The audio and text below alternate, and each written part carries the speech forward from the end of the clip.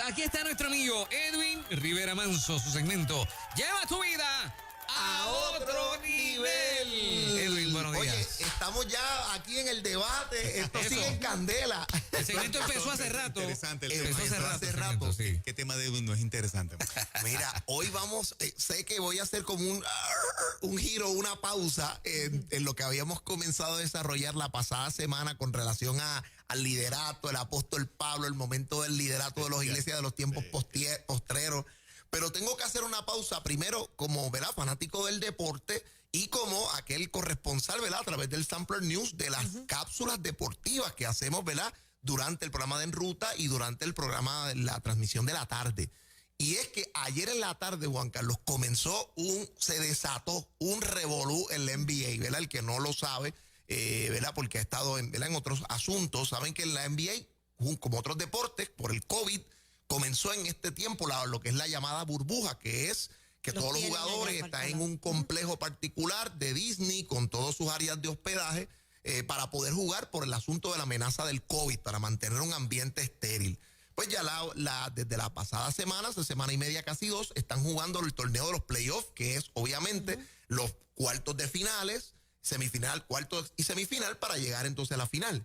Y en este momento, donde están en la semifinal, cuando ya literalmente, ¿verdad?, han pasado contra viento y marea para poder empezar este torneo, ayer dos equipos se negaron a salir a la cancha a jugar. Así empezó el asunto. Wow. La gente, ¿verdad?, en estos burbujas pues tienen unos 2, 3 juegos y tienen unos horarios y empiezan a mirar que no sale el equipo de Orlando a la cancha y el equipo de los Milwaukee Bucks. Y Milwaukee, ¿verdad?, sobre todo, es un equipo donde, en respuesta a la interacción policíaca con este oficial, ¿verdad?, con este miembro de la comunidad de la raza negra, que es disparado por la policía en una intervención, ¿verdad? Obviamente, lo que la gente ha señalado es que le han dado 8 tiros, el asunto de la espalda, que los hijos están en el carro, ¿verdad? Una situación bien difícil.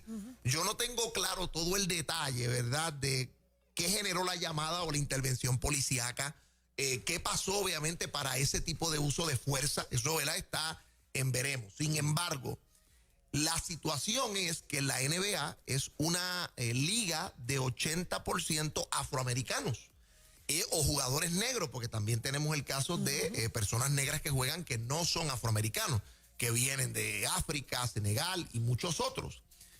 Y cuando empieza este asunto a desatarse, la pregunta es, los jugadores están organizando un strike, que es una huelga. Entonces, durante toda la noche empezaron a saber si los próximos jugadores jugarían, si a los que les tocaba el próximo turno iban a salir a la cancha, si literalmente los próximos juegos se iban a poder dar. Estrellas, ¿verdad?, como por ejemplo luego se empezó a circular más adelante que el próximo juego que empezaría tal vez hoy, los Boston y Toronto, no, uno de sus jugadores, posiblemente el principal, Jason Tatum, ha dicho: yo no puedo estar aquí jugando cuando literalmente nos están matando, ¿no? Yo siendo un jugador afroamericano. Y entonces todo el revolú que se empieza a dar es con relación a qué van a jugar. Y ayer salieron estos comunicados. Voy a leer uno de ellos. Los Lakers, sobre todo con el señor LeBron James, dieron este comunicado. Y vamos a verlo, lo quiero leer, Juan, para que lo tengamos y empecemos a problematizar esto, porque mi tema es tomarlo el asunto deportivo y mirarlo desde una perspectiva de liderazgo. Esto fue lo que el comunicado de los Lakers había señalado ayer. Carlos, por aquí. Dice así. Disculpen, aquí lo estoy localizando entre mis fotos. Tranquilo. Si alguien tiene los detalles mientras Edwin busca el material de qué fue lo que pasó en la intervención, porque la primera pregunta que yo quiero hacerme para entender es cuál fue la circunstancia exacta, si los medios han informado, qué hizo esta persona que llevó al policía a reaccionar como reaccionó. De esa manera. No, yo creo que todos necesitamos tener al detalle eso antes de asumir una postura final de señalar: siguen masacrando a los negros, hay un discrimen rampante. Yo creo que esos elementos de juicio los tenemos que tener, pero es una nota mía y una opinión mía al calce de de toda esta situación, ¿no? Bueno, este fue el comunicado que sacaron los Lakers ayer. Estamos hablando de, ¿verdad? Durante el transcurso donde se está dando todo esto. Y leo el de los Lakers por lo que queremos abordar. Y yo creo que debemos abrir las líneas para en este tema, ¿verdad? Compartir con la gente para responder esa nota y poder analizar. Dice este comunicado oficial de los Lakers, el 80% de los jugadores de la NBA son hombres negros. No podemos amarlos por la alegría y el entretenimiento que nos traen al mundo y nuestras y sentarnos en silencio, y no usamos nuestras plataformas y recursos para amplificar sus voces cuando exigen la justicia y la igualdad que los Estados Unidos nos ha prometido, pero nos ha negado al mismo tiempo. Solo en 2020 se nos ha hecho ser testigos de los asesinatos de numerosos hombres y mujeres negros desarmados a manos de la policía, así como de justicieros privados, como Breonna Taylor, George Floyd, que vimos su muerte, ¿verdad?, con el oficial Chauvin, Ahmaud Arbery y Jacob Blake, que es la última persona, ¿verdad?, donde se levantan estas protestas. Debemos seguir diciendo sus nombres, pero ahora también es el momento de decidir que es suficiente.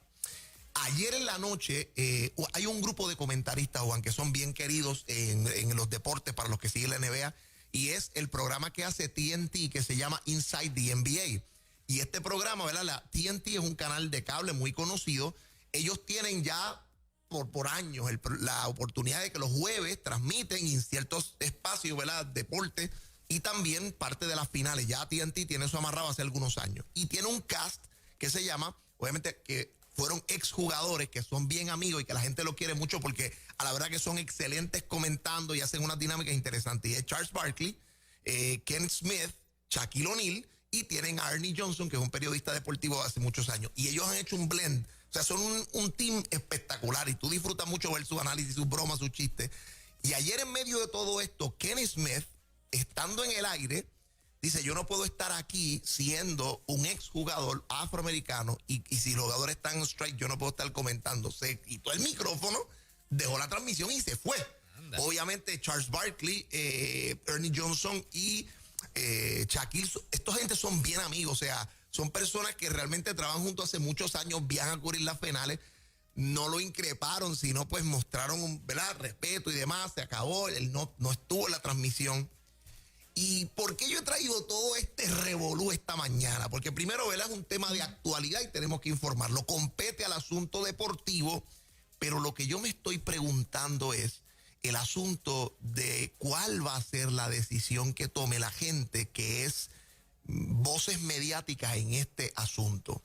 Todos sabemos que el jugador de la NBA, posiblemente de más trascendencia ahora mismo, más publicidad, más notoriedad, es el señor LeBron James.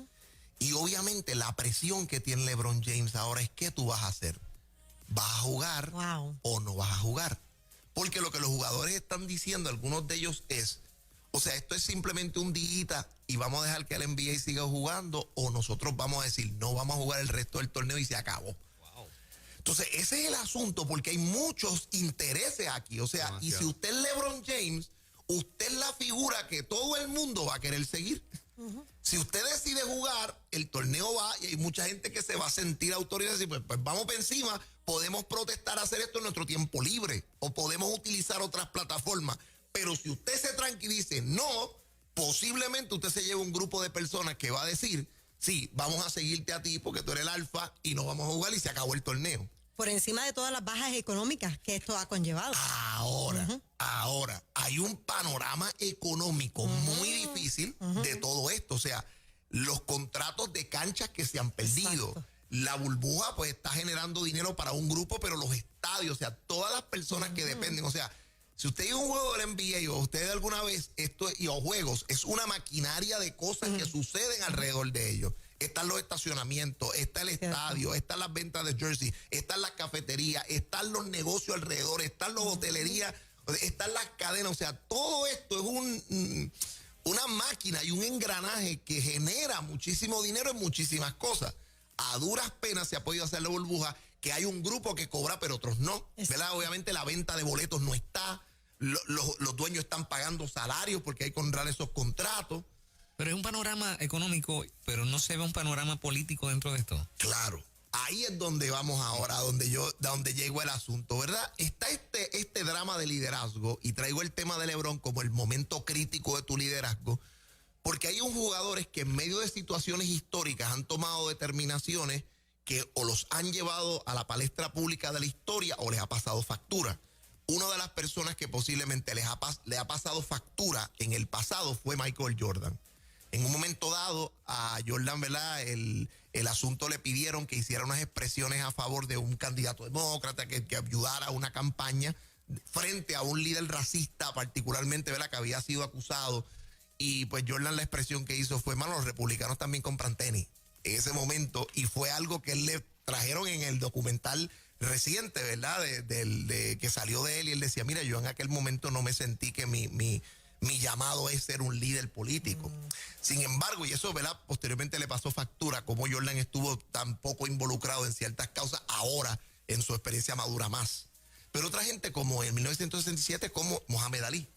Mohamed Ali en un momento dado pasó a la historia no solamente por ser un buen boxeador, aunque no ha sido el mejor ni tampoco cerca de serlo, pero en el momento determinante donde tuvo que tomar la decisión de decir: yo no puedo ir a Vietnam a matar a un grupo ni involucrarme en esto. Y en su decisión personal fue ir a la cárcel por no representar o por no ser parte de ello. Y eso, pues obviamente lo separa. Ahora bien, ¿cómo nosotros, esta presión que tienen los jugadores de pones el pie en el piso, te arrodillas? Por ejemplo, hubo un jugador que se llama Jonathan Isaac, que es de los Orlando Magic, que fue el único jugador que se mantuvo de pie cuando todos los demás doblaron la rodilla, ¿verdad? Se está usando ahora el asunto con la camisa de Black Lives Matter y la gente de pie, de la rodilla, pensando, ¿verdad?, como un esto, apoyar la causa negra, y él no se puso la camisa y se puso de pie. ¿Por qué? Porque en el caso de él decía: yo no puedo apoyar la causa de Black Lives Matter, no porque sea negro de más, sino porque este grupo es un grupo con una tendencia marxista que va en contra de la familia, las cosas que apoya, no solamente la discriminación. Hay una serie de tentáculos desde su plataforma ideológica con la que yo no estoy de acuerdo y no me voy a apostar ante eso. Se tiró. Y se tiró imagínate ver todo el mundo que está con la camiseta Black Lives Matter y está sentado, y tú eres el único que está sin la camiseta y de pie.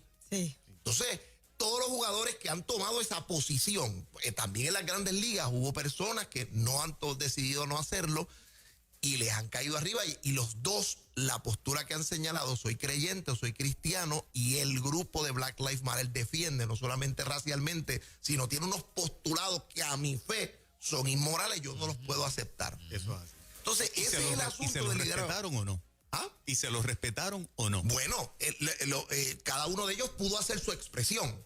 Ahora, el backlash de específicamente los medios, obviamente, y la presión de la gente desde el local room, la prensa, las organizaciones, el backlash de las redes por tomar esta determinación es violento. Entonces, ahí es donde yo planteo el momento crítico del líder. Ahora mismo, LeBron está en esa posición. ¿Qué va a hacer? Él pues ha dicho: no, esto no se puede continuar, ¿verdad? Va por un lado de una actividad, ¿verdad?, bastante fuerte en activismo, aunque él se ha distinguido más él fue una de las personas clave en que se pudiera volver a la burbuja, decir: vamos a jugar, tenemos que jugar, porque cuando estuvieron los líos o los riots que se formaron por el asunto de George Floyd, parte de lo que se empezó a discutir, o de lo que los jugadores estuvieron llegando a discutir, fue: nosotros no vamos a volver a empezar a jugar porque no queremos distraer la atención de lo que está pasando en aquel momento. Pero se negoció y se pudo trabajar de que entonces se hicieran cambio a la burbuja. ¿Cómo? No vamos a usar nuestros apellidos en la parte de atrás de nuestra camisa, vamos a usar mensajes desde Black Lives Matter, Equality, Enough, Power to the People, o sea, mensajes que aprobó la liga para que pudieran usarse, y que ninguno iba a usar su nombre, sino eso iba a ser. Además de lo de las rodillas, de lo de las camisetas de Black Lives Matter. Y cuando yo miro esto, yo pensaba: wow, qué duro debe ser para una persona tener que poner a un lado, decir: ¿qué yo voy a hacer? O continúo jugando sin que nada haya pasado, me interesa o no, o yo voy a tomar una posición respecto a esto. O sea, esos son los momentos y las voces críticas donde los líderes tienen que tomar decisiones. Y yo pues quizá lo que quisiera a lo mejor es, si podemos en estos últimos minutos, yo quiero dejarte, voy a terminar con dos textos que me parece que son importantes, pero yo quisiera ver ¿Qué ustedes piensan sobre esto? O sea, el líder va a enfrentar momentos así. ¿Qué haríamos? ¿Qué nos falta saber, verdad? Si alguien tiene más información sobre Justin Blake o al asunto, puede llamarnos, pero súmese esta conversación de liderazgo, el momento crítico del liderazgo de un individuo. A mí me parece, Edwin, que al saque, cuando tú das la data que el 80% de las estrellas de la NBA son negros, el 80%, el 20% es blanco. Sí. Al saque, la primera respuesta es, ¿dónde está el discrimen? Segundo, cuando los dueños de los equipos son blancos. En su mayoría. En su enorme mayoría, los dueños de los equipos de baloncesto de la NBA son blancos. Y reclutan al 80% de los negros. Si fueran racistas, Es al revés. tuvieran el equipo lleno de blancos, aunque fueran 2 sacos. O sea, tienes a 3 negros que son mega estrellas, pero tú, dueño, como eres racista, no contratas a los negros mega estrella y contratas a blancos porque eres racista. Y Pero eso pasó posiblemente pero ese no es el en caso. high school y en momentos determinantes así era. Pero ya no. O sea, tienes al 80% de tu plantilla que tú reclutas que son negros. ¿Dónde está el racismo para empezar en la NBA y para yo tomar como jugador baloncelista a este equipo que me da los 200 millones en el contrato, los 250 millones en el contrato, me lo está pagando un blanco? ¿Dónde está el racismo? Porque si la lucha de estos jugadores fuera, mano, es que tú al blanco le pagas 150 millones, yo tengo más puntos, más rebotes, más asistencia y me pagas a mí 80. Ese no es el issue. O sea que para empezar con lo que se da, no hay racismo de parte en la propia NBA. Yo no veo racismo para empezar. Cuando nos vamos a Major League Baseball, hay más blancos jugando, porque tal vez en el béisbol a los blancos les va mejor. Claro, y porque pero un deporte mitad y mitad más o menos. Exacto, hay mucha representación negra, pero todavía sigue siendo, aún en el fan base hay más americanos, más blancos que siguen el deporte y que juegan el deporte que los mismos afroamericanos. Por la línea que voy, para que tú continúes, Edwin, en lo artístico, en lo político, los negros están en todas partes, ya que el racismo, donde los invisibilizaban y no los tomaban en cuenta, desapareció totalmente. A alguien le interesa mantener el issue racista vivo, y yo creo que el asunto se ha convertido en un asunto político, donde Black Lives Matter, yo no sé, yo por lo menos he tratado de leer un poquito, es un movimiento político también. Sí. No es una agenda neutra de defender al negro, es una agenda donde cojo al negro como bandera para adelantar mi causa política. Y eso lo cambia todo. Claro, esa parte, ¿verdad?, de la plataforma de cierta tendencia política a través de Black, esto está, ¿verdad?, claro. Documentado, tiene una tendencia muy claramente marcada, y yo creo que eso es parte de la situación. Yo creo que, por ejemplo, a mí sería muy difícil utilizar una camiseta de Black Lives Matter si yo tomo no solamente pues la justicia en la defensa del afroamericano, sino la experiencia de obviamente de todas las otras causas que el movimiento públicamente ha apoyado. Así es. O sea, si tú te opones a la familia, si tú te opones a Dios, si tú promueves la agenda de grupos de diversidad sexual que no son los cuales tal vez uno representa, yo no te puedo apoyar como organización, aunque pueda particularmente estar contigo de acuerdo en el reclamo particular. Exacto. A ver si tenemos algunas llamadas, vamos a abrir ¿no? Sí, las líneas telefónicas, donde nos pueden llamar a ver si tomamos algunos momentos y pensando en el liderato, en el momento crítico de qué hace un líder cuando enfrenta este tipo de presión. Yo creo que LeBron no va a jugar. Contestando, creo que LeBron no va a jugar. Vamos a ver, eso es lo que estamos viendo. O sea, yo creo que por ahí va el asunto, pero... ¿Por convicción? No, porque él ha sido públicamente prodemócrata. Y es lo que se espera. Y entonces él tiene un compromiso político. Él lo tiene personalmente, no es que nadie lo obliga. Él lo tiene. Y por obviamente han tenido como su beef con el presidente, ciertas expresiones que se han hecho. Así que vamos a ver. Él apoyó a Obama, él apoyó a Hillary Clinton. Ahora está apoyando a Biden públicamente. Él no va a jugar. No soy experto de nada. 993-9700. Se nos va acabando el tiempo, pero podemos tomar una llamadita. Una llamadita público, ahí. seguro. Si la gente, oye, es que estos son los temas, ¿verdad?, que traemos aquí en Ruta. Temas de actualidad, temas de determinación, de decisión sobre lo que la gente, ¿verdad?, comparte. Y yo creo que todo líder o toda persona va a tomar determinaciones como esta. Cada persona va a tener que enfrentar su liderazgo crítico. Y en ese momento tal vez es bueno que nosotros podamos mirar lo que la Escritura pues nos señala. Y quizás traía dos textos aquí en primer pecho, que dos textos para poder leer esta determinación. Cuando usted tenga que tomar alguna determinación crítica, siempre va a haber una plétora de voces dentro de tu cabeza que van a tratar de tomar la voz, por ejemplo, del asunto económico. Mira, ten cuidado, aquello de lo otro. La voz quizás de tu familia, mira, piénsalo bien. La voz también de la conveniencia, la voz también de la corrección política. Pero yo creo que una de las voces que nosotros tenemos que tratar de es la voz de la justicia, y esa voz con la cual tienes que vivir contigo mismo. Porque el tiempo, verá, va a pasar factura sobre lo que tú decidas, pero el Señor siempre nos invita a ser justos.